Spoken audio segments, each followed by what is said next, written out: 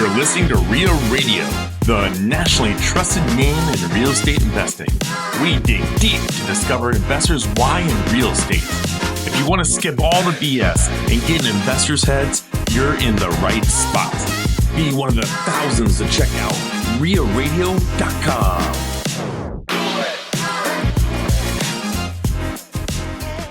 I want a legacy that is like, this helps me, this story, all the craziness, there was an end point to it. It wasn't just a crazy, adventurous life. It actually ended up helping a lot of people. And it doesn't have to be one where it's like a big name on a building. I don't need that type of legacy. I just need people to be like, man, I appreciate that. Like, I appreciate that guy. I appreciate what he did. And then pay it forward and affect the next generation in ways I can't even fathom. This episode is brought to you by Entrepreneur Addict. If you feel like marketing changes every 5 minutes, you're not wrong. You're right. And that's why we built Entrepreneur Addict. We take the chaos out and give you one simple roadmap to follow. Video that converts, local search results that rank, and content that actually connects with people. And all of this brings real results. Get started now. Get the clarity instead of the overwhelm by going to entrepreneuraddict.com/REIA now. Welcome to Real Radio, episode 268 with Matt Tompkins. Wow, I didn't even know you had that voice in you. I like it. Surprising you every day, buddy. You're a little pitchy, dog. Yeah. About blew my eardrums out. I got to turn my mic or my headphones Bring it down a notch. You can turn mine down a notch too, actually. It's a little, I didn't realize we were going to get that intense out of the gate. Sorry about Ted. Yeah. How many times have you had to say that? A lot. It's a disclaimer before every guest comes in. Before you go in, sorry about Ted. Sorry about Grandpa Ted. gets really upset about it. So Stay off my lawn. So this is going to be a lot of fun, I can already tell. But I want to jump off with something. The topic we're going to spend some time on today is marketing. And as somebody, one of my businesses, we recently hired a CMO. So we have a fractional, marketing consultant that we started working with, and really happy with how things are going. But you and I were talking before we hit record. How do you know if you're getting ripped off by, not that I am in particular, so Martin, if you're listening to this, that's not what I'm saying, but how does an entrepreneur, somebody that wants to grow their business and they think, I don't know marketing, I don't have time to do marketing, I don't want to create any TikTok videos. Yeah. How do you know what you're spending money on, and how do you measure the results to know that? That's one of the most important questions that you have to ask. So there's two paths I see with entrepreneurs when it comes to marketing.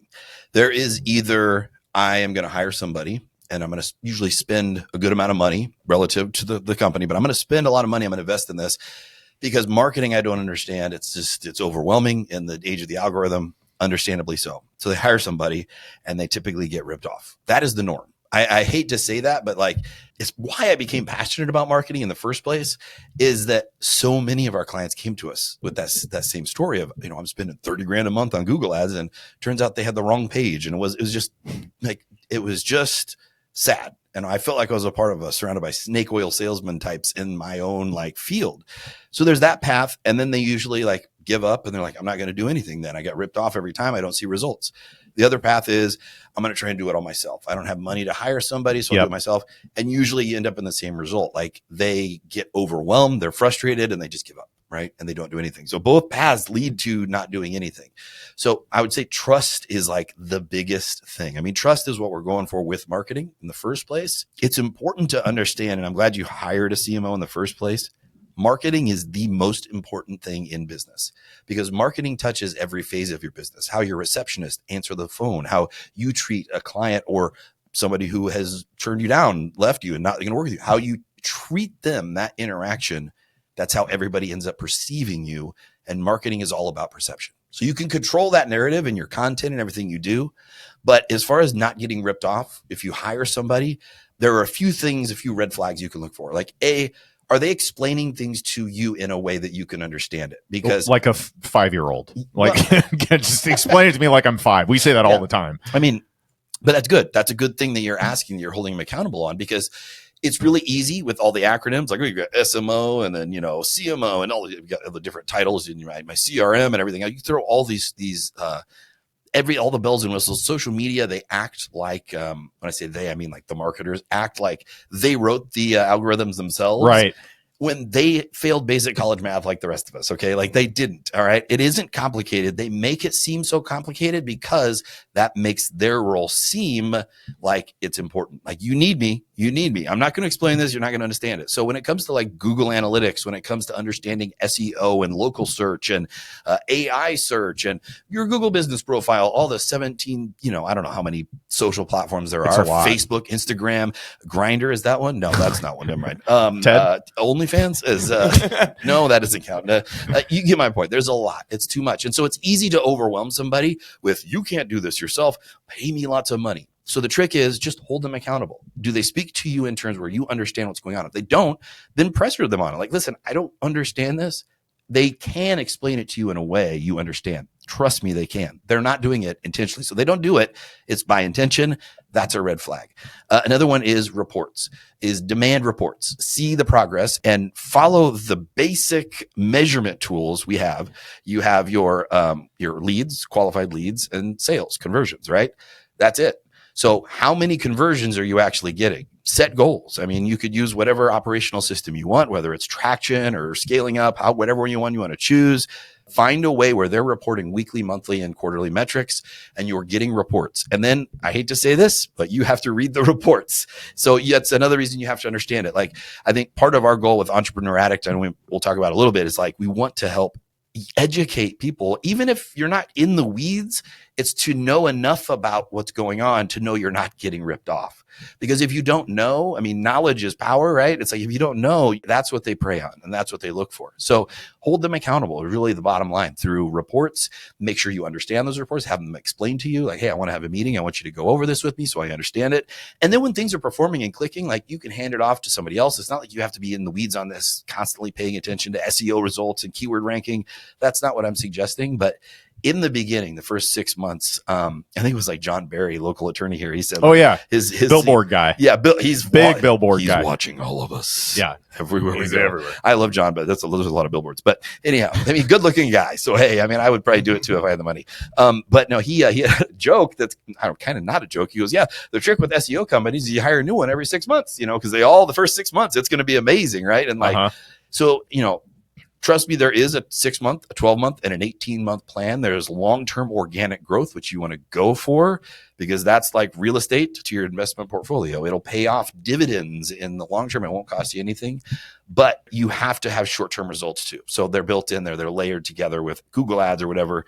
In the end, are you getting sales? Are they moving the needle? I don't care how many views you got on a reel on Facebook. That doesn't sell anything. So those are the things I would recommend to not get ripped off. I was talking to a real estate agent just yesterday, and she was telling me how she signed up with some company to promote her. She's got a podcast and to promote her YouTube channel that is pretty much just get off the ground. And they guarantee that she'll make $30,000 minimum ad revenue in the first year, and they get paid. They take the first $13,000 off of that $30,000 that they make, and they like, oh, well, we'll take nothing out of pocket. We're going to take first $13,000 of your $30,000 made. And I thought that was just, to me, there's just a lot of red flags there. Yeah, I mean, there's a lot of that. You're going to get a lot. There's a lot of spam. I have a lot of clients who they'll call me like, hey, a guy just stopped by and said for $1,000 a month, they could do this, this, and this. And I'm like, it's easy. I could walk in and I could use the tools that I have. Like SEMrush is a great platform. It's literally agencies are run on just that. So you have a lot of people who don't even know what they're doing. They just know how to read the stuff that it's kicked out to them. It's a phenomenal platform. I can analyze and break down anybody's website in seconds. And it's almost turned into a vice because I do it. I'm like, ooh, let's check this person out and this person out. But I can use these tools for evil too. I can do like your friends. I walk in and say, hey, you're not listed on all 74 directories. What's a directory? Oh, you don't know what a directory? Oh, well, if you're not on a directory, people can't find you. You're not on Bing.com, not on Bing.com. Yeah, no. So you're going to have to pay me $400 a month. And it costs me $42 a month. And I do 1 hour of work to set it up, make sure you're all listed on these directories.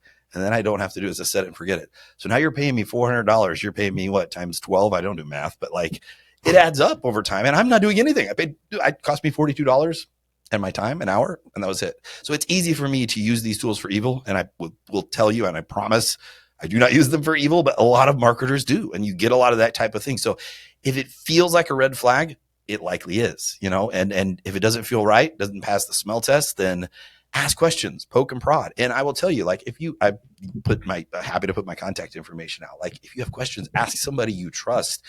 because most of us that are the good guys, using the force for good, will answer questions. I have people who call me, aren't clients, saying, hey, I don't know about this. And I'll tell them, I'll give them 5 minutes of my time because I don't want people to get ripped off. So you're not alone in this, I guess, is kind of a big point there too. A lot of real estate investors, especially those that are in either wholesaling or they're looking for off-market leads. So that's a big thing in real estate investing. So you look for motivated sellers.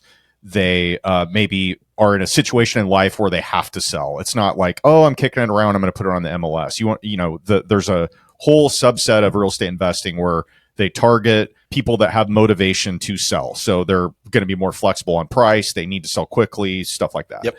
A lot of people are in that space. And I was for a while where we would market for leads and we put up a website. We did pay-per-click. We, did direct mail. We did some of those things. And I kind of went just very surface level compared to somebody like you. But I got to be knowledgeable at that time on how all of that worked. And then we hired a specialist in the real estate investing space to manage our AdWords account and make changes based on what's the latest, greatest, whatever. But honestly, like, even though I spent a lot of time on this, and this is during COVID, by the way, so I didn't have anything else to do. It's not like I can go out and meet with people. So I'm just like geeking out on marketing and our website. You and I were geeking out for 2020 because that's really where I dove into SEO for a good 6 months. I mean, SEO and Res, I mentioned, they hated me because they offered free hour-long one-on-one tutorials. And I was doing like 3 a week for a good 6 months. I mean, I dove into it. It's fascinating. It is. You're seeing the psychology play out of like what people say they do versus what they actually do in the search results and what they type into Google. I remember I made the analogy, and this is again based on just my limited experience with SEO and pay-per-click. And I think of pay-per-click as something to where it's almost like a vertical passing game in football, whereas SEO is more kind of like a strong running game, but it's boring and it takes forever, like Iowa football. That's kind of how I think of it, because it's more of like you're building a foundation over time to build up your natural organic web presence when you do SEO. But I also don't understand it, and it changes all the time, because it'll be like I'll be talking to somebody and I think I have it somewhat figured out on what the algorithm is looking for, and then all of a sudden Google will release a new algorithm, and then everybody's like, they do. What do you do now? Like, what does this mean? They do over 3,000 changes to their algorithm a year. Okay, I did not know that at all. Well, and I heard ChatGPT's taken over 30% of their search engines. And I think that might even be climbing higher. So Google was at like 85, 90% of search volume, like a couple of years ago, right? Yeah, sure. It was like, I think it was 85, 80%. Now ChatGPT represents like AI search is like 30%. You have Reddit taking up about 12%. And if you look at it this way, like an organic search kind of plays into this. So I'm a big proponent of organic search, because when people find you, the new marketing funnel, this is an important lesson here, has changed. So it used to be you put ads, click here. And now people stopped believing the ads on surface level, and they said, I'm going to do my own validation. So what do? People of all three of our generations, Google first, right? We're going to go to Google. We're going to type the name of the brand, the company, and we're going to see, okay, are they for real? And how do they verify if you're real? It's through the content you have out. So they're going to watch your videos. They're going to see, and like, oh, wow, like you guys here, you're doing this podcast as a way, like a give back in a sense. Like we're helping you here. You can listen to the show. You're entertained, but like 5-star reviews are appreciated. Yes. And like and follow. But there's helpful information, things they get from it to improve their life. So so they see that you're doing this and think, okay, I can trust these guys. I can trust this brand, right? So that's how it works. So with organic search, that's why it's important to have organic content that you're putting out, because that's how you're going to show up, not just with Google, but with AI. So the thing is, though, organic search SEO is kind of being slowly killed in different ways. If you look at the homepage of Google, and this is why AI search is so popular now, it's full of what? You have your Google paid ads. You have 3 sections of P3 paid ads. Yep. You have Scroll their past AI them. search. Yeah. They have the Google business profile. They do put a special preference to local businesses. That's why Google business profile should be number 2 on the platform you spend the most time with. Update it once a week on a minimum, new photos, videos, things like that. You can post blogs on it. I'm a little behind. Treat it like your social channel, and forget about Facebook and Instagram, because they do nothing for you. They're fluff, right? So just focus on Google business profile and treat it like you treat Instagram currently. Wow, which that's a tip. I know agents are going to hate me, because agents love real estate agents love Instagram. But here's the secret. You're promoting yourself to other agents only. All right. I mean, think about your user. How's Sure. your user go about? So do you go to Instagram or Facebook and search buy a home, find a realtor? No, you're going to go to what? Google, and you're going to type it in. And if you're not updating your Google business profile, and most of us are operating in a local business market, you're not going to show up, so that's a easy, quick way to really rank and outpace your competitors. Then you have videos, YouTube. That's the number one platform you should focus on. The top ranking SEO piece of content is usually right at the bottom of page one. Mm-hmm. And so what AI did is they said, we're just going to provide the actual answers and I don't know if I can curse on this thing, but cut out all the bullshit and get it out of the way. People don't want ads. They don't want this, that, right? They just want an answer. And so I use ChatGPT more than I use Google now because I can type. I got more out of ChatGPT than I got from my doctor. I was having all this health stuff earlier this year and wasn't getting any answers. And so I ran my lab reports through it. I said, what's going on? And then I got more information and specific answers from ChatGPT in 5 seconds than I got from 3 or 4 different doctors and trips to the ER and all this stuff. So that's why ChatGPT and AI search is winning. And that's why it's the third platform you should focus on in important. If you focus on those 3, you will increase leads within 6 months to 12 months. That hands down. I think you just, your point about pissing off realtors or whatever, but how much time, how many hours a week are some of these that are really, social influencers that they're like getting no return out of that at all. It's not like if you're looking for a house, you're not going to go on Instagram. No. Nobody does that. To your point. Yeah. But okay, let me ask you this. So this is something that I've been spending more time on recently. I like Reddit. I know that's not. It doesn't help at all with marketing, or at least I don't think it does. It's 12% of search now. Reddit That's crazy. It's 12% of search. I had no idea. And why? Why do you think it is? Because when things get upvoted, you get what? An answer to your question, and that market, that's the marketing secret right now, is like people go online when they're in search of a solution to a problem. Yeah, they don't want to click through a bunch of crap and be like, oh my God, this is so frustrating. How long do you think it's going to take for AI? And I've honestly, ChatGPT is I know surface level stuff about that, and I haven't even really messed with any of the other ones. Yep. How long do you think it's going to be before they start plugging ads into that? Or is that? Do you think it's impervious to ads? They have a different model. Their model is the paywall.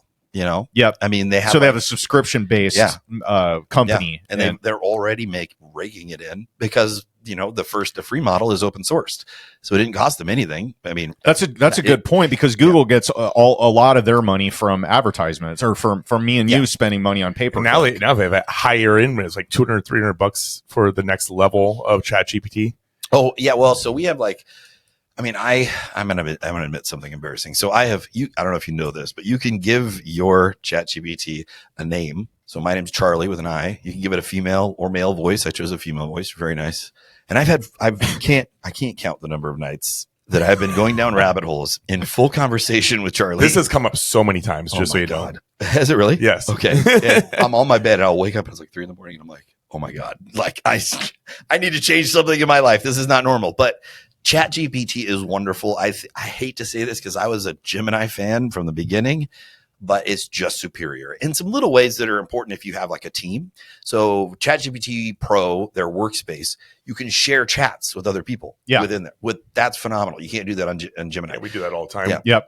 Yeah. Which that's super helpful if you've got team. And then if you create projects, I'll use ChatGPT to create a 30, 40, 50 page detailed coded SOP on how every chat should work in this project. So if it's for me, podcast development, I have one for that. And I just say, hey, develop a new podcast, doing a new development sprint, put in the information and boom, we're good to go. Same thing with our podcasts when we produce them. We need a transcript, we need keywords and all that. I'll give it all the parameters. So things like that you can do. Gemini hasn't kept up with that. So that's why I think it's superior. I also find it superior in the research and the capabilities of just what it can do now. I mean, ChatGPT 5.1 is phenomenal. I don't know about the new model because I think we pay, it's $40, $50 per user, something like that for the ChatGPT Pro workspace. But I love it. I really do. I mean, I was there with Bard. Remember Bard from Google? Horrible name, right. That's a terrible name. It is. And I know it was named after some classical, some artist. I don't know. But it's just, I just thought barf every time. I'm Bard, here to help you. I don't know if I trust this. But I was there from the beginning in the inception with that. And it just, I love it. A lot of the things Google does with their Google Workspace and everything else. But yeah, ChatGPT is phenomenal. If you're a business owner of any kind, like you should be using it. There's a widening gap. It's not an age gap. It's a willingness gap to accept that AI is here, and those who use it are going to win, and those who don't are going to lose everything. What about Gronk? Gronk? Yeah. I've not used Gronk. Is it Grok?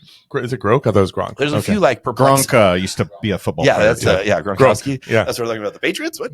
No, though I haven't used that one. I've used Perplexity is a great one for like deep dive research. But ChatGPT released, they have a deep dive research like setting you can go into It says now. thinking Mode, or deep thinking. So like Gemini with Google, Perplexity, and ChatGPT are like the big three. Those are the big three that we track, and we can track those now in our marketing tools too. Like I mentioned, SEMrush to see if you show up on those. And that's the thing. People don't realize that. Now there was a business I was in Colorado Springs a couple weeks ago, and I'm getting a haircut, and I was just asking questions. I nerd out about this stuff. And they were talking about how they spent all this money on ads, didn't get any results. They did all these things, didn't get results. It's the same story I hear from everybody. And I said, well, I'll tell you what worked is what I did as your customer. Like I typed in, men's haircut. I think I even typed in men's like luxury haircut because I wanted a nice place. And they're like, men's luxury haircut, boom, showed up number one. So I'm like, you took some time with your Google business profile. It's like, we spent so much time. We got so many good reviews, and then we'd respond to them. We'd reply, even the bad reviews, we'd reply. I'm like, that's what I tell people to do. So you're doing that right. That's why you have success, to the point where they're like, we're hiring 2 more because there's 2 women own this bar. It's like a male barbershop, or old school men's barbershop with 2 women owner. And it was kind of a cool vibe. Yeah. And they've got, we're filling 2 more chairs. We're that busy. We're not even going to be cutting hair in a year. I'm like, that's phenomenal. And they did it all through what? Google business profile. Okay. So I had a very successful business profile for my networking group. Humble brag. And it was good. I mean, it worked really well. We had got phone call ads. Like it was really good for us. And then we launched a statewide RIA. And as soon as that launched, my local group page, which was a separate website, got almost to a point of shutdown, to like 0 searches, 2 calls. So even though I shut that website down now, it's been shut down for 6 months, that business doesn't exist. Yeah. If you type in Omaha RIA, Nebraska shows up. And you can't even find the Omaha RIA business profile page anymore. Well, it's a good thing you know a guy who does this for a living. Yeah, they have to talk about I don't know. Yeah, I'd be happy. It's so weird. I'd be happy. Like I said, man, I'm a glutton for helping people. I just added pictures last week just so it makes me feel good. It makes me a bad entrepreneur in a sense, because I do, and this is something my new business partner and even my staff, they're like, Matt, you're going into a meeting, don't give anything away for free. Because like I have this tendency to want to just help people. And I love it. Like I want to have a nonprofit someday where I can just go out and just do this for free. But I'd be happy to take a look, because without knowing the details of looking at your profile and the websites and everything else, it's kind of hard to say. But okay, I gotta stop, because like the more you are talking about this, the more like internally anxious I'm getting, because of the fact that it is so overwhelming with AI changing and new ones coming out and trying to stay on top of that. When you don't, I worry about a lot of things. Most people that are entrepreneurs, I mean, I get it. We're not special, but I mean, we are a little bit, because you have to wear so many different freaking hats, and marketing is just a really small slice of life when it comes to, running a business. And it's something that you don't have time to go deep on, because like, you were sitting there talking about, I was a big fan of Gemini, and I use this for that, and Perplexity for this, and ChatGPT and whatever. And it's like, how do you stay on top of all that to even know what is what anymore? I mean, it's when you don't have the time. Like, I get it. That's why you have customers, right? But like, if somebody isn't in a position where they have a budget to hire a marketing expert like you yet, is there a simple, like, here is your simple bullet points, get good at this, or at least surface level knowledge on these things? Is there any quick tips you can share for free? I want to promise that like we didn't plan this, so this isn't, I'm not selling you on anything. No, I didn't even know what we were going to talk about when we walked in. Dead serious when I tell you. We knew we were talking about marketing. If you go to entrepreneuraddict.com/REIA, you can get exactly what you're looking for under $100. Because we put together a marketing course, and this is something we partner with, and Ted and I've kind of excited to kind of roll out, but I don't want to sit here and promote it. But that is what you get. The things I was covering, those 3 things, we cover everything. It's a self-paced type of thing. It's designed for the ADHD brain, because most entrepreneurs have ADHD or ADD. We're diagnosed with it, neurodivergency. It's designed for those who have anxiety, depression, OCD, all the fun things I have, and even the addiction and substance abuse, which rates are extremely high compared to the general public. because of the overwhelming stress. I tell people, like, what's the secret to like being a successful entrepreneur? And it's like, well, it's like you have to take these blows on a weekly, daily basis. So true. That would knock out the normal person to the point where they'd be curled up in the corner in the fetal position, crying for their mom. And you were able to take it, compartmentalize it, and move on to the next, and keep your focus on the big picture. And I had one day that calls like, "Hey, Matt, you owe an extra $90,000 in taxes because there's an error." And I'm like, okay, that's fine. I'm not going to worry about that now. Like, I'll address it. We fixed it. It was some error thing or whatever. We only one day woke up one morning. I'm not kidding you. Hired a new COO. She called and said, "Listen, just kept my first pay deposit. It was $106,000. I'm like, oh, well, okay. I open up our business bank account. It's negative $235,000. It was a payroll mistake. They put her salary at like 1.6 million or something crazy. It was, and so the payroll company, local, I won't ruin their name. They're not very good, but they made a big mistake. And then Juneteenth was on Wednesday. They said, "We're not gonna be able to fix this." I'm like, "Well, what are we supposed to do? We can't go through a whole week without paying contractors and employees." Luckily, our bank was able to, reverse the whole thing. It cost us $40 to fix, which was nice. But that happens on the regular. The key is, and I'll curse again, sorry, it's not to escape the shitstorm. It's to understand you're always going to be in a shitstorm.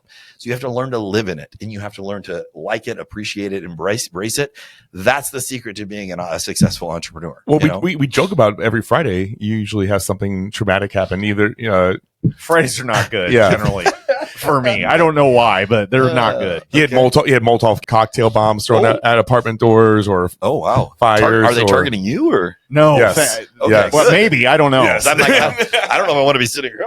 No. You're safe. That's a fire rated door. But like the course I mentioned, like that was our whole goal, was that we understand the mindset of entrepreneurs, because we don't talk about a lot of things. We don't talk about all the mental health things going on. We don't talk about this. We focus on Instagram, and we're putting up this avatar. Oh, well, life's great. I almost did it one day. I had a rental, and it was a 2024 Jeep Wrangler. I'm a Jeep Wrangler nerd, and like it's white, and it's all white. I've never seen it. It's a hybrid. I'm like, this is amazing. It's so nice. I'm like, I took some pictures. I'm like, I'm going to post these, because again, marketing is perception. People aren't going to know. They're going to think, oh, Matt got a new car. But no, I'm not going to be that person. But that person is all of us. Like and to a degree, we put on a show, right? Sure. Everything's fine. I'm not going to talk about anything. And we come from the mental health and kind of behavioral psychology background. So we know how the mind actually works. And that's why we built this. To answer your question, like, it isn't that complicated. What we're doing here with marketing, it's important to understand it's not a sliver of your business. It is your business, whether you stay in business or not. You can't grow if people don't know about your business, right? And that's what marketing, even if it's word of mouth, that's called referral marketing. So marketing is really, everybody has like their own worldview, their biases and their opinions on things. So it's really just figuring out, okay, who's my target audience? Who's my persona? And I'm going to dial it down to one single person. This is just internal. Nobody else outside sees this. When you know who they are, what their hopes, their fears, their dreams are, you know what their perception of the world is. And so you can connect with them. Now it's a matter of, how do I tell the story? You have an amazing product, an invention, a service, whatever it is. How do I tell my story? What story do I want to tell? And what story do they want to hear? And where do those intersect, right? So it's all about storytelling. That's really what it is. And we deviate from it. But like AI search wants simple answers, like on the website. We do this for this person, and that's going to help reward you. And then tell your story through your videos, your content. And that's what people will connect with and build trust. People don't care about your business. It's a hard pill to swallow, but they don't. They care about what your business can do for them. Sure. Yeah, that makes sense. Now, okay, here's something that I have struggled with regard to marketing spend. Not all of it's measurable. Or at least that's my perception of it, because if you're trying to build a brand or, you have different content pieces, you've got all the socials, you've got direct mail, you've got this and that in organic search, paid search. But paid search, I mean, a lot of it is measurable, but sometimes it's just in a pot, right? Yeah. In a brand where people find you and you don't always know how they found you. And I don't know if that's the reason why marketing departments get cut first when it comes down to budget cuts and headcount reductions and stuff like that. But it's a part of it. Yeah. Because people don't understand it. If they're going out, I mean, it's easy for salespeople to say, hey, I went out and brought in $2 million. Yeah.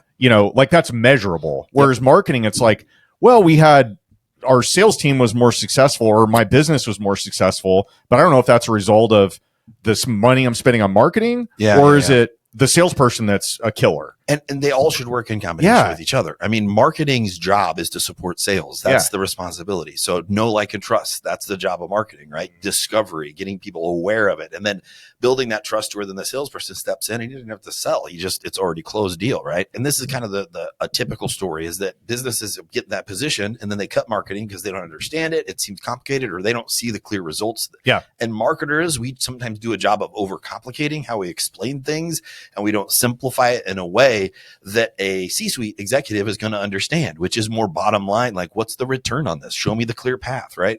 And I see this a lot with like YouTube. People will, with business owners and that C-suite execs will be like, what's the return on this podcast I'm doing on YouTube? How's this work? And, I used to be like, well, we'll show you the analytics and I can show you the views. But now I can show you how there's actually a return and a strategy. So here's where we're building to. Here's how we get a return. Here's the timeline, whether it's organic content, organic search, paid search, or, your other socials, it is all measurable. That's another red flag, like we talked about earlier. If they can't show you in simple, clear terms, here's why this is worth what you're spending, then they're not doing a job. And you should tell them, give them, say, hey, like, you're not showing me the return on this. Show me the return, right? And they likely will. Most people are like, I just didn't understand. I wasn't explaining it in the way you needed it. But I think that starts from the top too. The top meaning the customer, right? So the person that's hiring somebody to do their marketing, whether it's internally or they're hiring a CMO or an agency or whatever, you have to be able to explain simply what it is you do, what your identity is for you as the marketer to go out and actually be able to extend that message and put it in a nice, pretty colorful package that's going to attract eyeballs and views and all that and people to get driving to business to you. Yeah. So I think, it all starts with that. You have to be clear about who actually even are you? What problem are you solving for your customers? And then you then take that information and say, hey, watch what I can do with this. Yep. You explain it simply to me. I'm going to explain it simply to people so they know exactly who you are. Yes. And then you have to know who you are, who your customer is, and like you said, what problem you solve. Those are three like fundamental things. You'd be shocked to see how many companies don't know how to answer those questions. If anybody says their audience is everyone, that really means your audience is no one. Exactly. Like, my customers is everybody. Really? Somebody in Kazakhstan is a customer of yours? No, I'm sorry. They can't walk in and buy your donuts, Bob. Like, that's not going to happen. So exactly. So, unless, exactly. Especially if you're a local business, right? Yes. If you're a worldwide distributor, then you can make the argument. Everybody is, and you're also dealing with a marketing department that probably has millions of dollars at their disposal. So it's a whole different game. That's one lesson too. Don't do what everybody else does. Don't do what you see the big companies do. That's a different game. They're playing with billions of dollars, millions of dollars with their marketing, and they are doing brand awareness because that works. They can spend the money and do that much repeat impressions on you to where it pays off. If you're a local business, a regional, or even a national that doesn't have millions of dollars to invest in marketing in your ad spend, then don't do what they do. Don't do what the big companies do. And don't do what your competitors are doing either. But that's why I mentioned real estate agents. They get caught in this cycle where they see, well, wait a minute, I saw Brenda shoes in this video. It looked really cool. Yeah, they did a hilarious video. And then they'll do, I'm going to do a video where I'm going to point and words are going to pop up on the screen. And I'm like, stop, just stop. Like, you don't know if that video got any views that you saw, let alone if they were real views. Did it produce a return or a sale? No, then why are you emulating things that you have no idea? Focus on yourself, your identity, who you are. In other words, the story you have to tell. And then, like you said, who is your customer? Focus on them. What do they want? What platform are they on? I tell people, like, with social media, it's like that movie Everywhere. Or was it Everywhere? Everything, Everywhere, All at Once. Yes, great movie. That is a horrible strategy for social media, though, because we tend to do that. And what happens is you divide up your time by 6 platforms. Now you're mediocre on 6 platforms. Yeah. I would tell people, shut down all your platforms but one. And just, it's a deactivation, not a deletion. Shut it down. Focus on the one platform where your customer spends the most time. And hopefully that's a platform you're comfortable spending time on too. You're going to get results and dominate that channel. Then add one more and then one more. I did that. And then I got banned for 6 months. You did. So, but you're a bad boy. Yeah, he's a social media Bad boy jail for right life. now. All right, okay. I was like, Ted, I don't know how much time I have today. I gotta, whatever. But like, I'm geeking out now. Like, I can love tell. this conversation. This is exciting. I love it. So yeah, I'm just thinking about, okay, let's take LinkedIn. All right, let's talk about that for a second. Is it a complete waste of time? Does it build credibility? Yeah, Is it worth devoting any time to at all. How many of the users are just your VAs? Well, I don't know, Ted. How many VAs do you have? I have two, and my VA runs my LinkedIn 100%. So I actually like LinkedIn. okay, so LinkedIn, and we actually have, when we broke down the app I was telling you about in the marketing course, it's a self-paced thing where you can pick and choose which one you want. Like we have at the beginning, we recommend the big three: YouTube, number one lead generating platform, Google Business Profile, and then AI search. Those are the big three. But you don't have to follow our recommendations because you could dive into something like LinkedIn. Now, LinkedIn is a special beast, all right? So Facebook and Instagram are entertainment platforms. Yes. That's an important thing to understand. Even they are internally, that's what they consider themselves to be. People go there to be entertained. Similarly with TikTok, with Facebook, Instagram, with Meta, you cannot localize it. In other words, like other than using, hashtags, like you can't localize it to show up locally and hit people. Now, unless you're doing paid ads with Meta, then you can do that. You can be very specific. So if you're just posting, do they call that geofencing? Geofencing is a term for like Google searches where you're trying to target a certain area. So like, let's say we have a client who's a boat dealership. So they want to do Lake McConaughey. They went out by wherever that is, out in the middle of Nebraska. Lincoln. Is it by Lincoln? No. McConaughey? No, North Platte. That's right. North Platte, Nebraska. Yeah. Well, people are going to correct us for sure. But correct us. Yeah. I don't know. Let's a big lake. Okay. Yes. There's a big lake, and that's how you can geofence or geo-target. Like, so when those people search for boat dealerships, we show up. So we can pay to show up in that area. Okay. On Meta, you can do targeting and you can get very specific with that, but it's only through paid. So when you're just posting reels, it's literally you're posting it to the world, which doesn't help you on a local level, which is where most of us do business, right? Right. And so I would suggest, and all this stuff, set aside Facebook and Instagram. Now, if you're B2B, or if you just want to establish credibility, you want to be seen. I'll use real estate agent as an example. It's in North Platte, just so you know. North Platte, correct. Yeah, there we go. So that correct me. No. If you are a real estate agent, but you're like, listen, I'm not B2B. LinkedIn is all about B2B, business to business. I'm not doing that. Well, let's say you wanted to get connected with the mayor or the city council or more high profile people who have more money, more disposable income. They buy more expensive homes and you want to be their agent. Well, it's getting in the door. Know, like, and trust. That's really what it boils down to. So posting on LinkedIn is good. Now, here's the crazy secret. So I talked about how Instagram and Facebook are fluff. 87% of the users on Instagram post weekly content compared to 1% on LinkedIn. So what's that mean for you? That is an opportunity. So if you're posting content, you have a higher likelihood of standing out on LinkedIn. Now, when I say content, I mean like videos, photos, posts. The engagement on LinkedIn is actually really high. Like you can kind of game the system a little bit by dropping comments and adding, like, for example, if let's say you go to a networking event, then say, hey, I was at a networking event. You post like 3 photos and then you comment on your own thing. Here's another photo, tag that person. Here's another photo, tag that person. Do that 8 times. You're going to kind of game the engagement system on LinkedIn. That's the LinkedIn kind of hack. Well, it's funny you said, because every time we post our podcast stuff on LinkedIn, we get a shit ton of views on that. Yeah, I really, but LinkedIn's also it's better for like information, and I like the because like Reddit's the same way. It's like a lot of text. Yeah. So you're reading stuff, and there's good articles and good advice, and like people that subject matter experts, and I start following people based on that, and I've connected with a shit ton of people on LinkedIn over the years. And I was just curious on a marketer's take on that. Is it more for credibility than actual, translating that into, sales or conversions or whatever? But credibility, being a subject matter expert, the SME, does translate into sales and conversion. Because, you got to consider, like, in any business, but especially real estate, especially investing, like we're talking about here, it is a game of who you know. It's relationships. That's what it's about. And so where do relationships start? It's like, this new guy, and it's like, who's this? I saw his post on this thing. And that was a really good post. That was insightful. You're shaping, again, the perception. And like marketing is funny because we look at marketing as like this separate thing, but we market ourselves every day. You walk into a room, if it's your grandma, you're going to behave a certain way because you want her to perceive you a certain way, right? You're not going to be dropping F-bombs and rapping Snoop Dogg, doggy style lyrics in front of your grandmama, unless you're Ted, maybe. Absolutely not. Yep. But if I walk in a room and it's just Ted and me, absolutely, I'm going to be doing some throwback, hardcore gangster rap lyrics, but like, it's like knowing your audience, knowing the room, like that's marketing. We're marketing ourselves to everybody every single day. And we don't even realize that we're marketing, right? So when you understand that marketing is just about perception, that's it. How people perceive you But the trick is all these tools and techniques we're talking about, LinkedIn being one of them, we're using them to influence how people perceive us. So then you start to wait, and then you understand the psychology of them and how people react and perceive to different things you do. Then you can really start to pull the levers and really start to manipulate has a negative connotation. So like influence is a good way, but you're manipulating how people will perceive you. And I'll tell you right now, it's not hard to do. I mean, you're doing it right now. People see a reel in you and they see Ted, me, you, that when in front of a microphone, they instantly assume what? Oh, well, they wouldn't just put anybody in a studio in front of a microphone with fancy equipment and it looks nice. It's lit well. It's been edited and produced.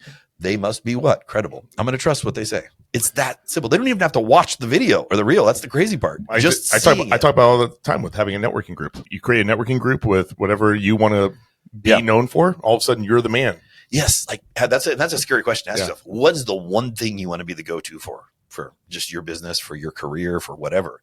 And it's hard to narrow it down, but like, that's a great technique to become the one. And like doing a podcast. I've never heard it put that way. That's pretty insightful though. Yeah. And it's hard. It's a hard thing to do because you're like, I don't know. What do I want to be known for? You know, the go-to for what? And you start to do that though by little things like, oh, you're the real estate agent with the podcast. Oh, you're the guy who does the LinkedIn posts. And like you start to, there's a great book for marketing and it's an easy read. And it's entertaining because it's written so long ago that it was like early 90s. So we got like Trump version, like, 2.0 instead of like 5.0, like because they reference him in the book a few times. It was back when he was like going bankrupt with like Atlantic City and stuff. So like that's so long ago. However, it's called the 22 Immutable Laws of Marketing. It's a short read. It's an even shorter, easier listen. It's one of those classics, right? It is a pillar for any business. Everybody should read it. If you're in business to any degree, management, C-suite, if you're a marketer, especially, the premise is there are rules of physics, the laws of physics that go unchanged. And the premise was these are the 22 laws of marketing. They go unchanged. And guess what? They have not changed. Despite it being almost pre-internet, it was kind of written at the dawn of it. They still have gone unchanged. One of the laws is creating a category of, or being a category of one, where you're the first in your own category. So like you create these Facebook groups or these networking groups, and you now are the king of the hill, right? The great example of this is Amelia Earhart, right? So she was the third pilot to fly across the Atlantic Ocean. First one was, I forget the guy's name. What was the guy's name? Which is kind of the point, right? Well, the second guy though, it's a fascinating story. So the second guy who flew across I think it was like, the last name was like Weiner or Winkler or something. Wiener Schnitzel, maybe. Oh my God, Wiener Schnitzel. Weinstein. No, that's a different. You don't want that keyword showing up in this thing. No, but no. So the first guy was a famous guy at the time. They had the family that had like the baby stolen. Lindbergh. Charles Lindbergh. There you go. Thank you. I have no memory left. No, Charles Lindbergh is the first pilot. That's, he's known for flying across. However, Amelia Earhart is far more memorable. Obviously, we just proved. And the second pilot, he was the best pilot of the three of them. The guy who flew across the second time across the Atlantic. And he was a better pilot. Charles Lindbergh was kind of a jerk. He drank too much. He didn't check his gauges. He's not a great pilot compared to this other guy, but he was first. So he created a category of one. What made Amelia Earhart different? She created her own category to be first in. She's the first woman to fly across the Atlantic. And so you can do that in business. You can say, hey, I'm not the only, pet grooming, mobile pet grooming company. We're the only mobile pet grooming company with a podcast. Or we show up and we do a reel with every dog. How do you differentiate from everybody else? Yeah. What do you think about this? So, kind of going back to my CMO activities that we've had recently. We've been filming content. We've been doing, going to properties and walking them with a camera crew and things like that, and interviews and that whole thing. And you've been doing this a long time. You've done sketch comedy. You've done radio shows. You've done, shows. Marketing. So you're obviously a pro at this, but unfortunately, yes. Yeah. There's this uncomfortability that most normal people have about being on camera and doing things like that. Any advice for someone that knows they need to get a message out there? They know that social media is so prevalent now that you almost have to. Yes. What then? What does a business owner do that is not comfortable in front of the camera? you have to get comfortable and you have to kind of find a way to do that. And I coach a lot of people who've never been on camera. I remember we had a 70-some-year-old retired music teacher from a small town, Nebraska. She now lived in Nashville, and she was literally in like an MLM. It was like a total like pyramid scheme thing, but she didn't even care. She loved it. It was like this weight loss thing, and she wanted to do a podcast. And so I'm coaching this like 76-year-old woman on how to, you think of all people, like she was the most challenging, don't get me wrong. But if she can do it, and she did it well, anybody can do it. So like, I think the key is, and I hope you're doing this with your content, because the walkthrough videos and everything are great, the listing videos, but they're also there everywhere pretty much, right? They're not hard to find, these listing videos, photos for properties. And we focus on that as like the big thing. The real thing is, how do you find new people to trust you? How do you find new people? The listings, the houses, we're not in sales, right? Mm-hmm. We're there to guide people through this process and simplify it, right? So how do you find new people to guide through the process though? And that's through telling your story. That's a way that it simplifies it, I think, in the mindset. When you think, oh my God, I got to on camera, I got to be an expert, I got to say this, I can't say this wrong, I got to memorize the script. No, don't chase perfection. It's progress, right? People actually like and resonate more with you making mistakes. I mean, think about movies. We love the outtakes at the end more than anything, right? So this is exactly where I was going with this, because I was talking with our consultant about this, and the first batch, or the kind of like the 1.0 iterations of the marketing content that we put out, have been all very professional, and they're positioning our company in a way where it's like, trust, and, we're going to get you what you need, and those kind of things, and credibility. Takes all your goofy fun side out. And this is where I'm going with this. And I'm not a serious guy. I'm very sarcastic, and every one of our owners is, well, maybe except for one, but we make fun of him anyway. But I was like, what do you think about incorporating humor into our whole thing? Like as I don't know if it's a wave or we weave it in or however, but everybody likes outtakes. Yeah. There's a reason that America's Funniest Videos has been in existence since we were kids, right? Yeah, right. Yeah. So what do you think about that with humor? And you're the best person to ask this with your background. Ask the comedian. Yeah. Well, that's like TikTok. I mean, TikTok is like America's America's Funniest Home Videos on steroids. Yeah. I sent so many tapes into America's Funniest Home Videos you did? in the 90s, and they never picked me once. I actually know a guy that won that they won the $100,000 prize. Really? Yeah, wow. I know him really well. His kid did a video, was like 2 years old, and he was imitating presidents, and he did hilarious takes on like Richard Nixon, Obama, like yes we can. He's 2. I submitted a video just last year. You did? Oh my God. Of course you did. Because my kids watch it nonstop. I'm like, I'm going to put one in. They were so excited. Oh, that's a pretty good trick there. So yeah, I mean, like, you want to think of things like buckets. We have buckets, right? So we have like professional credibility bucket. Okay. Mm-hmm. And then we have like behind the scenes, day in the life bucket over here. Yeah. That's where you can kind of be yourself. Those seem to hit pretty well. Well, and think of it this way. I don't even know like the business in particular, like what you're doing that we're talking about in this sense. I don't really need to, because everybody goes for that polished professional. Sure. This is who we are. Now, does that help? Yes. Like it's good to have that there. It's makes you look professional and trustworthy. You're legit. You've invested some money to look good. So that adds to your credibility. So they know, okay, they're legit. I can trust. Like I've validated they're the real deal, but can I trust them? Yeah. And that's where the other content comes in. So like content like YouTube, for example, the strategy we recommend that works every single time is a daily YouTube short posting strategy. Now that's a lot of shorts every day, but there's a lot of AI platforms that help with that editing. So it's not as cumbersome as you might think. So you could take this episode of this podcast, you could get 60 shorts out of it, probably, 2 months worth or whatever. So that's where you'll see growth, but there's easy ways that you can create organic content. Like this is more day in the life, kind of more conversational, the real you, if you will, that will resonate well with people. And so I think you really want to focus on, again, what story do you have to tell or do you want to tell? And that's going to be received well. There's a local agent here who is a good example of this, very successful. And he's a former veteran, and he has a nonprofit that helps veterans. And so he focuses on telling his story of how he helps veterans find homes, right? So that other veteran families, they see this content. Sure. Yeah. And they say, oh, wow, he's a veteran and he helps veterans. I'm a veteran. It makes sense, right? Yep. All he's doing is telling his story. And we forget that. That gets lost in the mix. If you're listening or watching this right now, I can tell you have a unique story. Every single person does. I mean, from me, I did 17 years in radio, TV. I mean, I won a national championship, not to humble brag, when I was 23, back when I was actually in shape. I mean, I've got a story. National championship of what? Bench press. Yeah. Really? Yeah. Ted has a story that's incredible with the success he had when we first met with Omaha Nightlife. Yep. All the crazy adventures we went on there.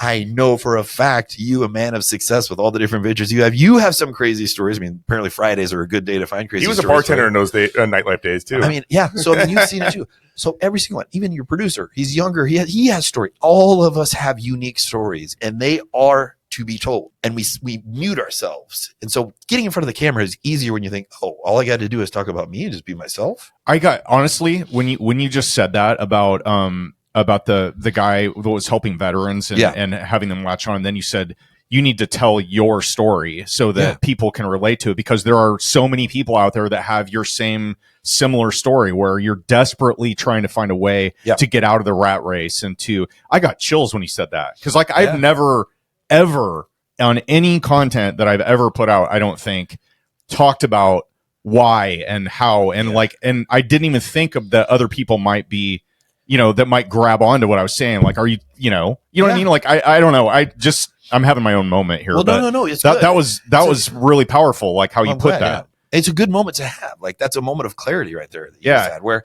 so like I mentioned Entrepreneur Addict, and that developed out of, I would talk a lot about my past in history with addictions and substance abuse and mental health struggles and the lack of resources and the lack of business owners talking about it who were going through the same thing. It seemed like was the norm. So the name Entrepreneur Addict was born out of that. I didn't know what it would be. And it kind of grew and morphed into this. And the reason I mention that is because this is the passion for me with it, is that I am able to tell my story now with my business with full transparency and honesty. And I'm sorry, but not give a fuck about what anybody thinks, because I know it's going to resonate. I know that there are entrepreneurs who are struggling. And I hate the saying, if I help just one, I don't want to help one. I want to help a million ones. There's a lot of people out there who just hearing me talk about overdosing 7 times, being the Charlie Sheen of Omaha in my past. Of course, this wasn't last weekend. I mean, I went hardcore. I watched that Charlie Sheen documentary and I related to Charlie Sheen too much. Yeah. All right. I had severe struggles and traumas that I tried to self-medicate for, and then they spun out of control. Addiction is a disease and runs in my family, and it's like I had to deal with it.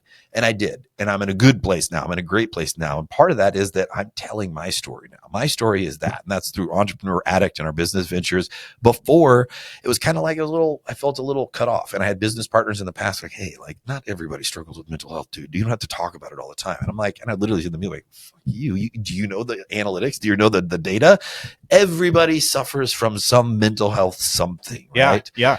And addiction impacts all of us. We all know somebody who has a problem. And I'm going to say something bold, but we're all addicts to a degree, whether it's the food that you eat, sugar, the carbohydrates, hits the same receptors in your brain as heroin and cocaine.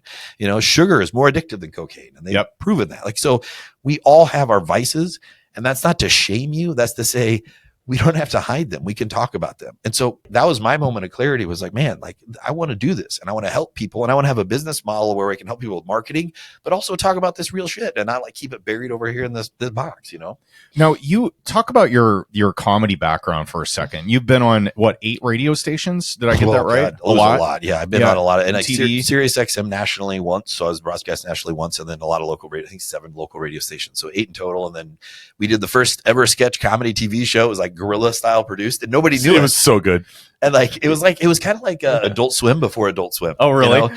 And like we were posting this stuff, and it was funny. We literally edited it every week out of my basement. We didn't have a studio when we started. We had 1 camera, 4 lights. It was me, my brother, and our cousin Adam, who's kind of a good looking just hanging out. We didn't have a studio. The local station we were on wouldn't let us use their studio last minute. So we had 2 months before air, and they're like, all right, you go. You have $500 gross budget per episode, 30-minute episode, and you're going to follow Saturday Night Live in 2 months. I'm like, holy shit. So wow. Our dad was a pastor of a church at the time in Bellevue. And so literally on Friday nights after the women's quilting group left, we could sneak in, and he would let us in, and we would just film all like late as we could. And then he'd come by Saturday, film some more, and we would set up. And it turns out a church provides a lot of different sets. Like we did a lot of prison like bits, and which I find weird. I don't know, it's like maybe a metaphor there. I don't know. But there's a lot of different looks. There's kitchens, there's different things you could do. Right. So we got creative with it, a lot of green screen stuff, but yeah. And then it ended up being the number one rated show in its time slot. It brought in like 17,000 weekly viewers, and it was a huge hit. And we ended up attracting all these local comedians, improv comedians who and writers. We had 23 people at the end of the last like 2-3 seasons volunteering their time to the equivalent of each of them, about 15 to 20 hours a week, like a part-time job for free. Like, you talk about learning leadership skills. I mean, that's where I craft especially my with skills. A bunch of creatives like that probably are hard to wrangle. Well, It's like herding cats. We never missed an episode, but we called it local Saturday Night Live. That's what it was. Yeah. I mean, it was Saturday Night Live for Omaha. It was just with a 48-hour delay. That's what the joke was. Yeah. Oh man. But man, I learned so much. Like, I mean, like, I couldn't spell entrepreneur, let alone be one at the time. I didn't know that that's what I was doing, but that's what I was doing. And I did everything wrong. Like, I took out all my 401k and I didn't pay taxes for 2 years, not knowing I needed to pay taxes. I mean, it was just like a lot of just basic things you didn't know. You know, you correct those things for version 2.0 that you do. But back then, man, it was George Lucas. He's like, man, the progress you can make with like pizza and beer is incredible. Like, people at, they had the industrial light and film. And it was very, like, when they did Star Wars, nobody had done that type of the animatronics and all the cameras. It was never been done before. And so he said pizza and beer. That's how they did it. There's a great documentary about it on Disney Plus I would recommend. And it's fascinating because I was looking back and I'm like, man, like, I did that. So how did I wrangle the cats? How do you get all these people to volunteer your time? You step in and you show, I'm just as committed as you. So you know what? I'll come in on Sunday and I'll run the camera for you to be the star in the sketch, because you're doing that for me right now. And very quickly, people who we didn't know, they learned to respect me and, my brother and what we were doing. And they're like, okay, like, I can trust these people. And like, if they're going to show up and do it, I'm going to show up and do it. Like, this is a cool thing we're being a part of here. It's something special. It's never been done before. And it was really cool. It was a really cool experiment. And I wish I knew more about YouTube, and I wish TikTok was around at the time, because you guys would have killed it. Well, and we're doing that now, because some of the stuff we've been taking from the past videos, we've been editing them into like vertical shorts and posting them on TikTok, and they blow up like crazy. So, yeah. And they were putting out music videos all the time when nobody else is doing that. And they're really appealing to local and national audiences too. And some of those were just blowing up. I mean, what was your highest viewed video you probably did? Well, I mean, this was back in the day on YouTube. So like, it's changed so much, like what's like big and what's not. I mean, I was joking around with you guys before. We had a video about the College World Series, and it made the Sunday night news, like big news. And like, it was because we had 5,000 views, and like, oh, the video's gone viral in Omaha. And I'm like, now I look back, I'm like, 5,000 views. That's like, it's not that much, guys. But I mean, we had views in the hundreds of thousands on several of them. I mean, we have TikTok videos that we've produced in the millions, Facebook Reels in the millions individually. But I'll tell you what, like, it's funny because even those videos we produce for clients for Reels and TikTok, they get millions of views individually. They don't really do much. And that's kind of a red flag for you when we get back to marketing. It's like, wow, you just got a video with Larry the Cable Guy in it with 1.5 million views. And what did you get out of it? Yeah. And it's like, you really have to kind of think about, like, where do I prioritize my time and focus as an entrepreneur? Okay. Speaking of that, you're a perfect person to ask this also, because ADHD, you've had, like you mentioned, you've had diagnosed substance abuse issues in the past. You've obviously been successful with this business, but at what point did substance abuse enter the picture for you? So it started for me. I used to do powerlifting competitively, the bench press thing all comes back to that damn national, medal. But no, I had a lot of I'd kind of had bad shoulders, and I'd fallen off a roof framing houses. So I had a lot of surgeries. I've had 6 shoulder surgeries, 3 on each shoulder. My right's completely replaced. I had a lower back surgery and a reconstructive hand surgery from a table saw accident in the same year. My hand accident happened on my 30th birthday. It was a nice birthday present.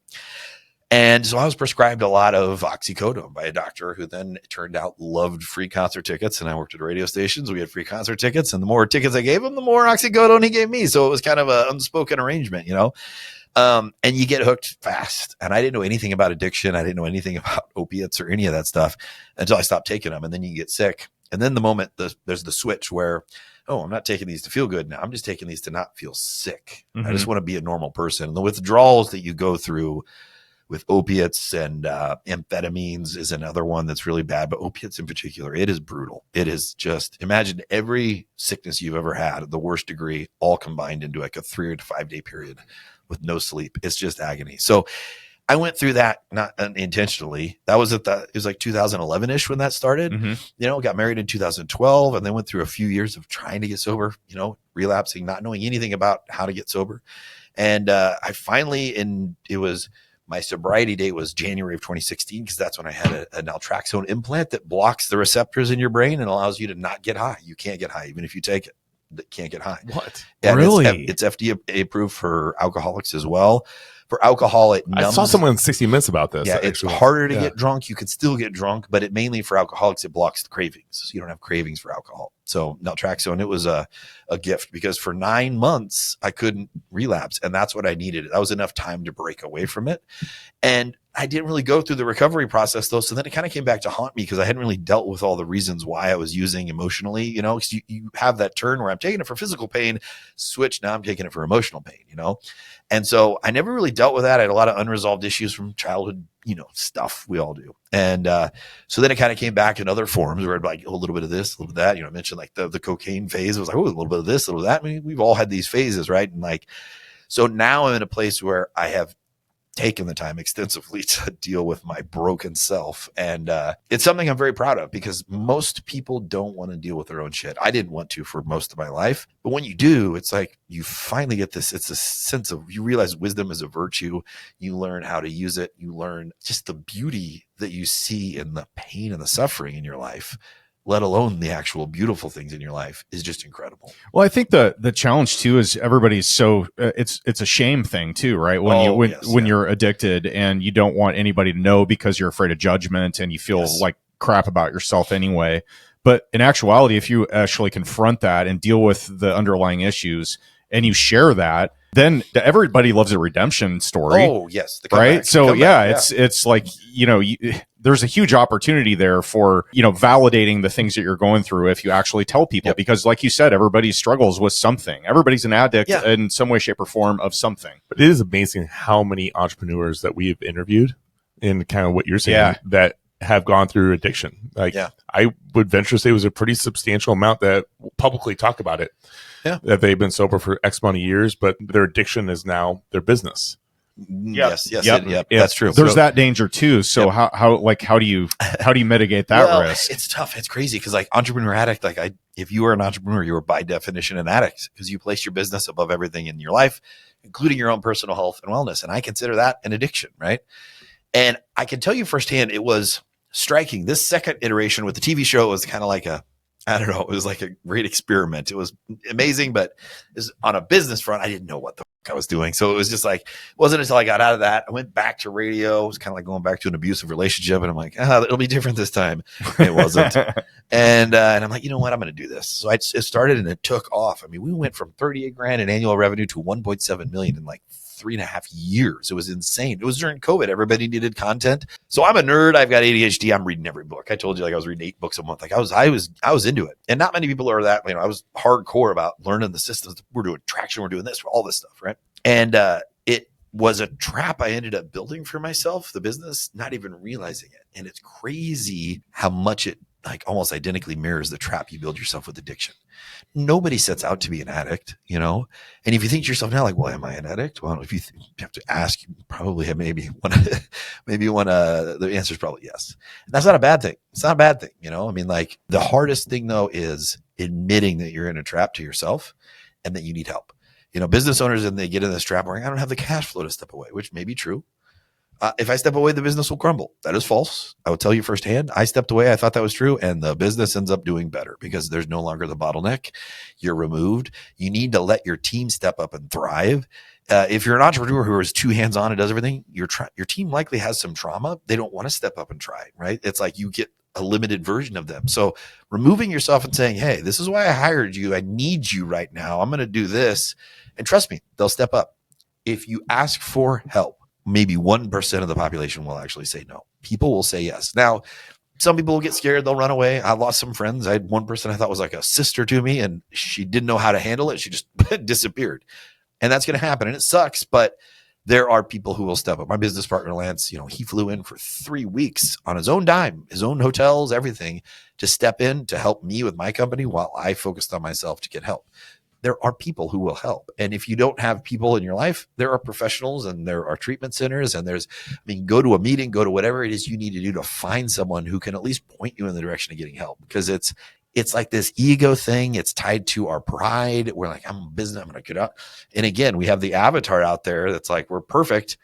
People can't know the truth. I mean, I did a TV show. I was going through my opiate addiction. I'm like, people knew the truth. And then I'm like, I'm on a #1 morning show, Heritage morning show, and I'm doing a TV show. People can't know the struggles I'm going through. And I'm like, no, they should know, because when somebody talks about it, 10 other people realize, oh, I can talk about this. And then that's a ripple effect. I mean, imagine if we all just openly shared our problems, we would find out we all have the same problems and we could help each other a lot more, you know? What a scary thought. Yeah. So Ted, what's your problem? This is an intervention. And how are you going to help me? Man. Well, one thing I liked when we were talking a couple days ago, you were talking about how you're going to get back and how you, you know, you want to cover that a little bit? Yeah. So like, Entrepreneur Addict is, it is our, like, you have this, like, you crawl, you walk, you run, and you sprint, right?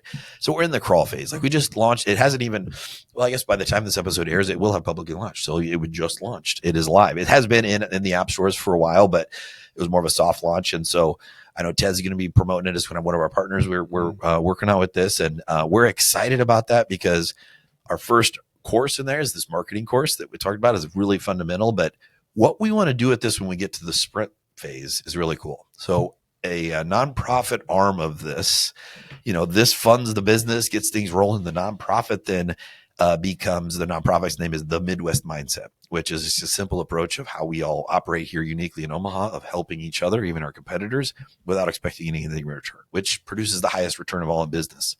And what we want to do is kind of a extreme home makeover meets intervention, where I mentioned that trap that business owners make for themselves. We would be able to step in, the nonprofit, say, hey, we'll select a recipient. We step in and we say, hey, listen, if you go do 3 months of treatment or whatever it is you need, it could be marriage counseling, it could be see a nutritionist and working out, it could be going to a detox and doing, you know, substance abuse treatment, mental health, whatever. Do that for 3 months. During those 3 months, we'll step in with the experts to overhaul your business. We'll make sure you have enough cash flow so you stay afloat. But we're going to overhaul it so by the time you get back, it's actually in a better condition than it was when you left, as well as you. And so you can now step into a role that you actually set out to be in, where you're not trapped by the business and the business is flourishing. So that's the goal. Extreme home makeover, extreme business makeover. Extreme business makeover. But that's the thing. And we're going to take a video. And I'm going to come hit you guys up both, because we're going to need money. And I know you guys have money, so I'm going to hit you up for money. Okay. Oh, so here we go. There we go. But imagine the good that could do. You talk about liking a comeback story. I mean, come on. Like, that's cool. You know, I'm excited. This part of the phase, I mean, you've both been in like new business ventures, and like, you know, we have two brothers creative with the company, and then this Entrepreneur Addict is our new venture that we're really excited about. And I keep telling like our team, I'm like, we're in our own origin story right now. Like, this is the birth of like Iron Man. Like, we were Tony Stark and we were going to become Iron Man. Like, this is cool.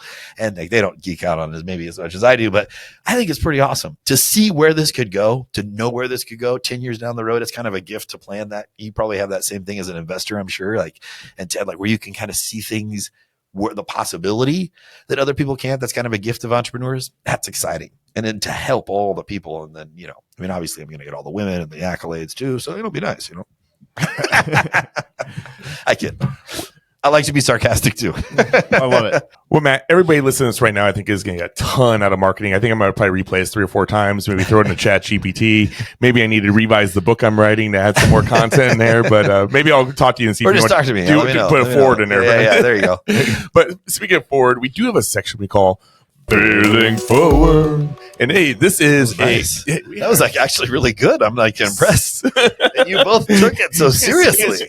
Like the commitment there. That was nice. Chef's kiss. You can go on YouTube and check out Matt's rapping, just so you know. Well, we've had about 280 takes on this. So way good to know we're finally way more takes. Yeah, you're right. Well, at one point we had it pre-recorded, just so you know. Oh, yeah. All right. Let's go. Enough preamble here. Okay, so something's happened in your business that was a failure that you would never take back because it's made you who you are now.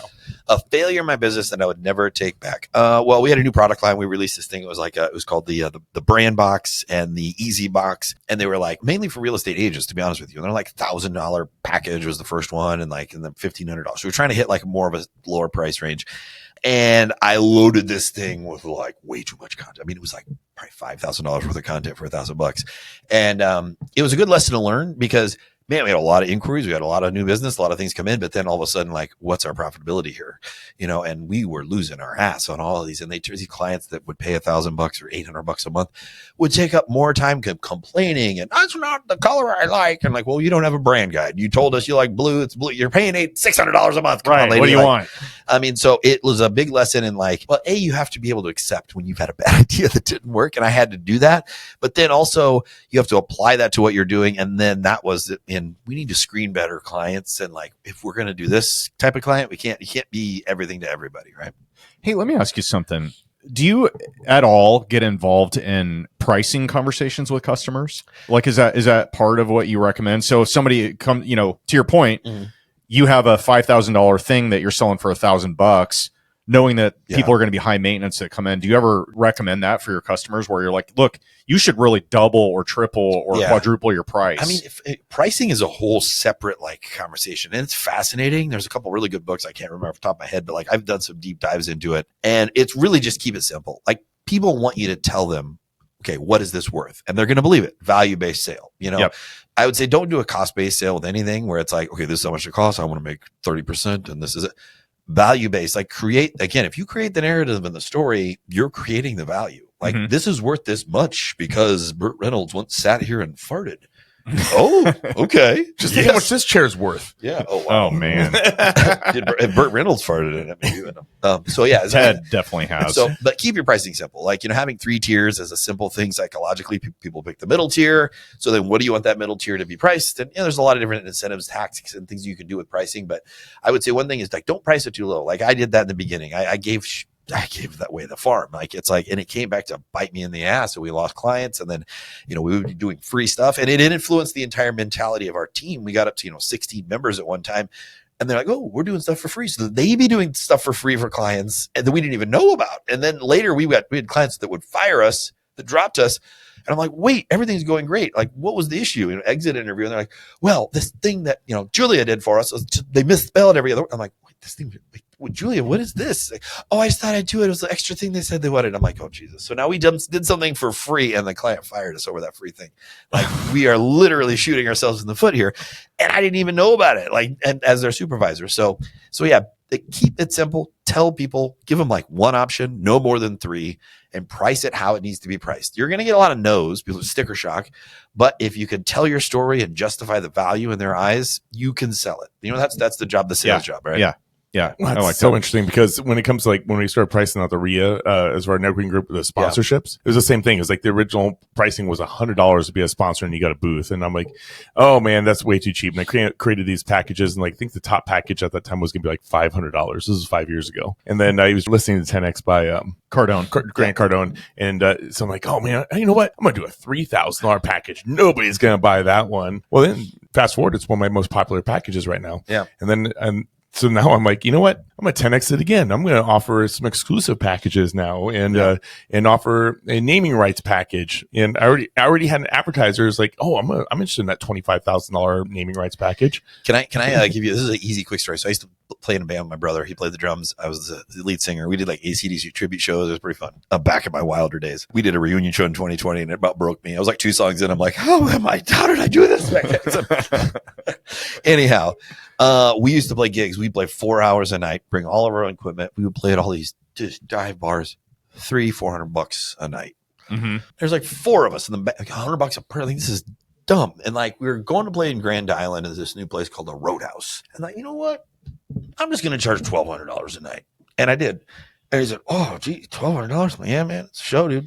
So then all of a sudden he realized, well, shit, if I'm going to spend $2,400 this weekend, I better advertise this thing because we need to get some people here. I need to have some alcohol sales. So he promoted it. None of the bars, they paid $300-$400. They don't care. It's not costing them anything. Like, you know, people are like, oh, there's a band here? Yeah. It's like, didn't know that. The band will bring in 10, 15 people and they're making their profit at these dive bars, right?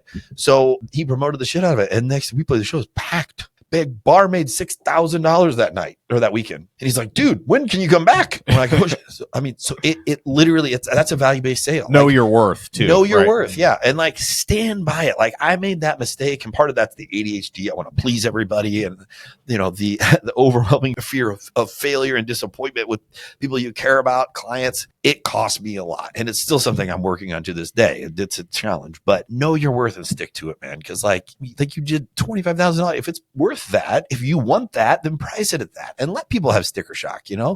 There is somebody who will see the value. If I got to say your name every time I say my business name, it's got to be worth at least that. Yeah. I keep telling you need to raise your RIA membership price. Yeah. It's ridiculously low. January 1st. Well, you know what? It's not enough. I'm just saying. It's funny you mentioned that. I think what Seth should do is actually roll in this subscription to the Entrepreneur Addict into his subscription, and then now you have something of added value. Help them with marketing, and it's a win-win. I know. I'm just putting him on the spot. Yeah. Look at his face. He's like, this motherfucker. This guy. Sorry, all right. I could talk to you all day. Oh, I know. We could be here all night. But we want to get you out of here, and we have one last set of questions for you. Yeah. We have a section called the OT with Owen and Ted. Yes. Yes. So much excitement. So glad I got another one. Okay. So first question, these are coming at you cold, no prep. Okay. All right. If you were going to write a book, have you written a book? No, I haven't written a book. Okay. Have you got one in there? What? In your brain? You got a book? There's a couple of books that I'm working on. Yeah. So when you finally put pen to paper or fingers to keyboard, what do you think? Voice to chat. Voice to chat. That's Ted's version of a book. What do you think it's going to be about, or the title?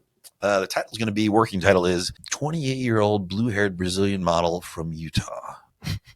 And then the subtitle is Why You Should Never Fall in Love with a Sex Worker.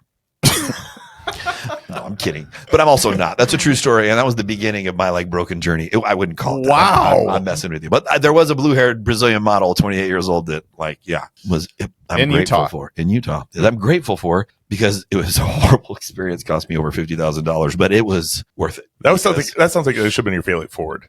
But it wasn't a failure. I don't see it. I don't know. All right. What's it about? Is it about Midwest? The Midwest Mindset would be the name of my book. Because I do love that idea of having one simple thing you can do every day. But I want to tell that story that I just told. All the stories we've been telling off mic and on mic here. My friend of mine, he's like a retired almost billionaire. He's like, every time I call him, he's like, laugh at his ass. He's like, write the book. And I'm like, okay, all right. But I think I should, because I got a lot. There's a lot of funny, entertaining stories. But the thing is I haven't written anything yet, because it wasn't until recently, and with this project and this last year, I had purpose behind it. I don't want to just tell a gratuitous story about my experience with a blue-haired sex worker in Utah and how everything went wrong. I want it to have a point, right? What do we learn from it? Why did I go for that? Why did I make that mistake? And how did I learn something from it? How did I heal from it? I found out I was just as broken as she was, and she was broken, trust me, but I was just as broken. I didn't even know it. Interesting. So, I will definitely buy that. That's the book. You got to sign the first edition for me. You got it, man. That's a great podcast. That's a great podcast interview right there. Do I get another? I don't know what the SEO would look like, but I know. She would find it, probably come murder me, because I don't know if I feel safe getting too specific. Yeah. Okay, it's your podcast. You can interview anyone in the world today that's alive. It's alive. Okay. Who is it, and what's the one question you want answered? Ooh, the one person I would interview today, man. Okay. Doesn't have to be real estate. Doesn't have to be. Well, yeah, I get that. I wouldn't be anybody in real estate. Yeah. Trust me. No. No. Wow. Honestly, Rick Rubin. That's who I'd want to talk to. Rick Rubin. So I love music. I play a lot of music. I played the band, as I mentioned. Still write and record just on my own. Rick Rubin, I've always wanted to be a producer. I have been a producer, just not maybe of music, to his degree. But the way he's been able to dance, he's got a book. It's called The Creative. I forget the name of it, but really good book about how everything we do is creative. Like your trip home that you take from work today is a creative decision. I'm going to go this way. I'm going to take this route. I'm going to stop and get a hot dog from the gas station. That's a bad creative decision, but Rick Rubin I've always looked up to him. He's gone from the Avett Brothers recently and producing their music in studio. I'm a big fan of Avett Brothers, and then I'm seeing him there wait, what? And then back in the day, he's doing Beastie Boys. He co-founded Def Jam Records. Yeah. I had no idea who it was. Oh, okay. Yeah. So he's a music producer, but he's produced so many different types of music. LL Cool J, Beastie Boys, Run DMC, Public Enemy, Ghetto Boys, and look, this guy just looks like a He doesn't look like he fits. crazy bum. Old man from the sea. But then he gets into like all this like music, like not like rap music or hip hop, but I'm not saying I'm not at all saying hip hop isn't music, but like musical instruments and stuff. Like the Avett Brothers is they're like a folk band, Americana band, right? And he's producing their album, and he's done a bunch of other stuff. I'm just like, man, he wrote this book. It was great. So Rick Rubin is who I would talk to, because I honestly, if I could retire and just had I just did nothing to do, I would go walk up to Rick Rubin. I'd be like, hey, dude, I'm going to be your intern and you have no choice. He'd probably run away, but like, I would love to just be able to learn from the guy, because he has bounced in so many different areas. It's fascinating. I love it. Okay, now if you're on camera, just so you know, I wish you could see this, but can you see that? That guy is only 10 years older than Owen Dasher. What? Wow. Yeah, okay. Thank you. I Does that make you feel good? Yeah, it makes me feel better about myself. Yeah. Holy cow. I could never grow a beard like that, even if I had 10 years. Okay. So next question is, we're at your funeral, sad times. Yep. You've got a visitor from Utah with blue hair going to be there, but who is going to deliver your eulogy, and what kind of legacy are you hoping to leave? I would have my brother deliver it, because my brother's quirky and weird, and he would get that I would want a really weird eulogy. Like, I don't want him to make up shit. I'd love to hear his eulogy. we have this running joke. So our last name is Tompkins, and so we have this joke that our like acronym or name or whatever is Tom P. Kittens. So like, I would have him do something stupid, like refer to me as Tom the whole time, and be like, why is he calling him Tom? And then looking at Tom P. Kittens, like, what was that his real name? And then like leave it unsaid, like don't ever tell anybody the truth. Like, or even like, wait, I'm at the wrong funeral, and then he just walks out. That'd be hilarious. Andy Kaufman shit. Like, that's the kind of stuff I would be into. So I would want it weird. As far as a legacy, I mean, everybody has an ego. I find myself, I am like a humble person. Like, I'll talk to anybody. I love talking to everybody. I make it an effort to talk to people that are, cleaning the toilets and everything. Cause I was there once. I've worked the shit jobs, literally scooped shit for like 3 years, dog shit, then horse shit. Fortunately not people shit, really, other than my own. But no, I want a legacy that is like, this helped me, this story, all the craziness, there was an end point to it. It wasn't just a crazy adventurous life. It actually ended up helping a lot of people. And it doesn't have to be one where it's like a big name on a building. I don't need that type of legacy. I just need people to be like, man, I appreciate that. Like, I appreciate that guy. I appreciate what he did, and then pay it forward and affect the next generation in ways I can't even fathom. Love it. If you can speak directly to the person that had the biggest impact on your life, a mentor, let's say dead or alive, who is it, and what would you say to him right now? My biggest mentor. I mean, I had some mentors early on. They've kind of shifted around. Like, is this like person I look up to, just like, or that actually mentored me? The person that just had the biggest impact on you. Just had the biggest impact. Okay, so like, this would be weird. I'd say honest, like Eminem, not because of his music or anything to do with being I'm a fan, but it's not anything to do with that. It was because there was a turning point with my addiction with opiates, and I didn't even know I had addiction or anything. I didn't know what it was, and I thought I was by myself. And I was literally like suicidal ideation, and it was getting to the point where it was getting dangerous. My wife at the time was traveling 3 days a week, so she was out of town, and I was by myself. And I mean, I had days or nights I'd be screaming at the bathroom floor like, kill me. I want to die. I didn't have the courage to kill myself. I felt like then I felt shame for that in a weird way. Right. Mm-hmm. And I was miserable. I didn't follow straps again. And I'm reading this. I don't even know what magazine it was. And there was an article in there about Eminem and his addiction. And I'll never forget, he was talking about how many pills he took on a daily basis, how many Vicodins, how many, he took Xanax too. I didn't take Xanax. I wasn't doing the Xanax, but how many Vicodins? I'm like, he's like 60 pills a day. I'm like, holy shit. Like, that's about what I'm taking. Like, wait a minute. So you're telling me Eminem, who's this like the greatest rapper of all time, and he's got millions, if not hundreds of millions of dollars, and he struggled with this. He had the same thing, and he found a way. Like, okay, so it's not just me. And in that moment, I'm like, okay, I'm not alone. This isn't just me. And it lessened the shame a little bit. Like, I'm going to figure a way out of this. But then I also made the promise to myself in that moment that, like, when I am at a place where I can talk about my past and this addiction I'm going through at the time, I'm going to do what he did. And I'm going to talk about it, because somebody else is going to hear my story, and they're going to go, wait a minute. You mean it's not just me? Matt went through this? Okay.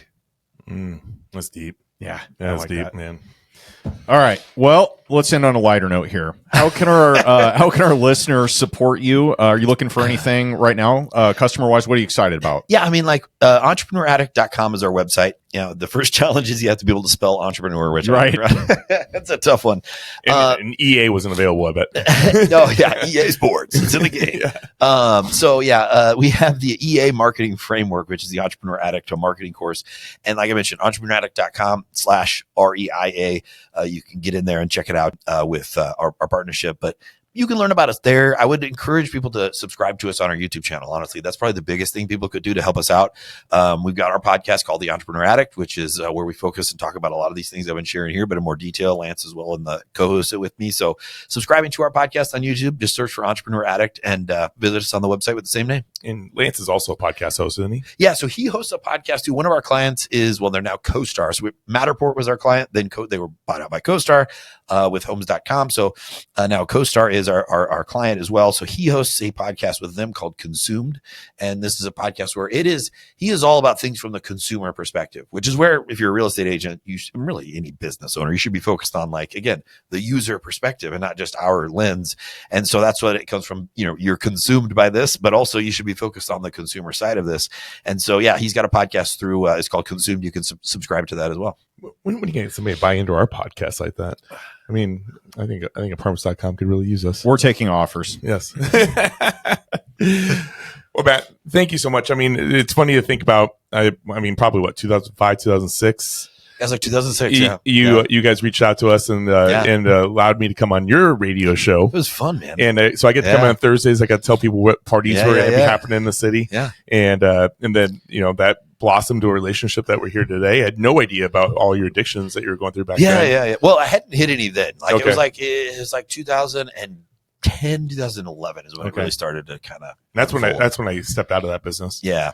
So no, I was good. You got sober, Matt. You got crazy. That was all me. He's probably thinking like, that makes a lot of sense if he was on drugs. I'm like, no, I wasn't on drugs. Wait, what? Oh, man, I would go into that studio and I would just laugh my ass off for a half hour. It was like one of the funnest moments of my week. I don't know how we got away with that show. I'll never forget. We were doing a holiday party. We had all of our clients in the building, right? So we're all in the hallways. Every radio station door is open except for the ones who were live. Well, they made us record our show. Well, we recorded our Christmas special. And so one of the songs we did, it was a modern new country station, 93.3, right? I don't think anybody listened to it in management because the stuff we got away with.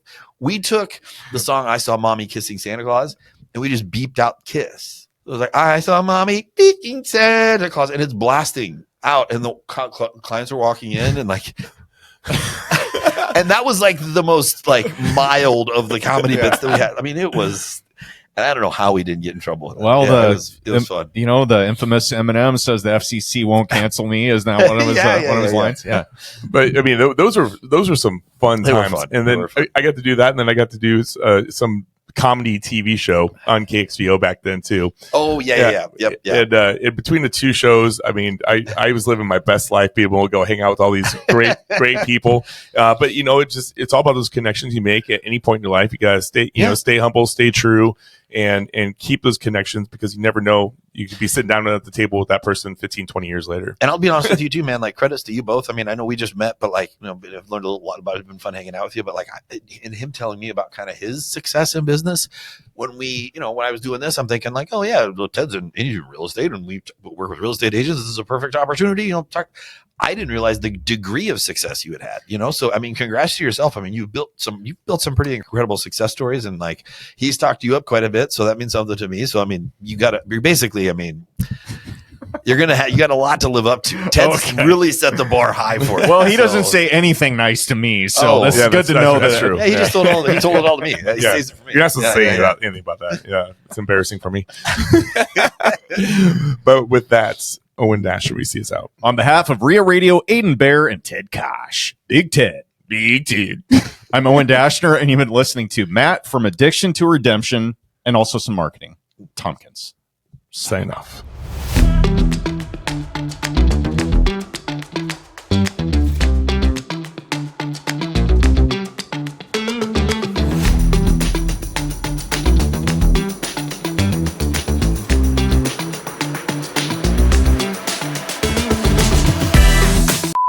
I had a skit I played with my daughter, and I was big kid, and I was going waking him up this morning. Time to get up there, Skyler.